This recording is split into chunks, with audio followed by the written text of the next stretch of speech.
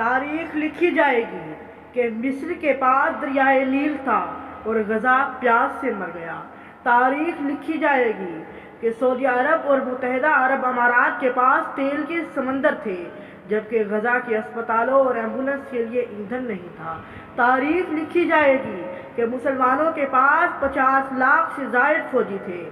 مصر، ایران، ترکی اور پاکستان کے پاس جنگی جہاز میزائل بھی تھے، مگر وہ نہ کوئی سپاہی غزہ بھیج سکے اور نہ غزہ میں قتل عام اور نسل کشی کو روک سکے۔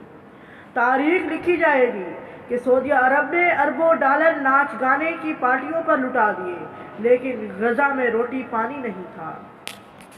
اور تاریخ لکھی جائے گی کہ 1947 میں پاکستان اسلام کے نام پر بنا، لیکن اس نے غزہ میں اپنے اسلامی بہن اور بھائیوں کی مدد کے لیے کچھ بھی نہیں کیا۔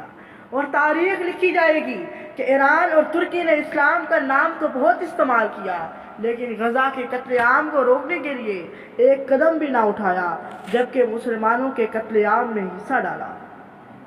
تاریخ لکھی جائے گی کہ مسلمان قوم اپنی حکمرانوں کو تو الزام ٹھہراتی رہی، لیکن پیپسی، کوک، سپرائٹ اور سٹنگ پینا نہ چھوڑ سکی، نہ میکڈونلڈ اور KFC کے برگر کھانا چھوڑ سکی، نہ ہی دیگر یہود و نصارہ کی مصنوعات کی خرید و فروخت چھوڑ سکی۔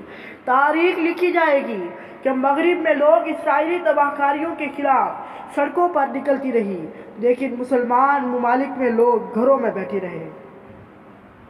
قیامت کے دن حساب تو سبھی کا ہوگا، مگر حشر بتائے گا کہ جیتا کون اور ہارا کون۔ جنگ عظیم کے بعد دنیا نے کہا تھا کہ اب دوبارہ کبھی نہیں، مگر آج یہ سبق غزہ کی گلیوں میں اپنی آخری سانسیں گن رہا ہے۔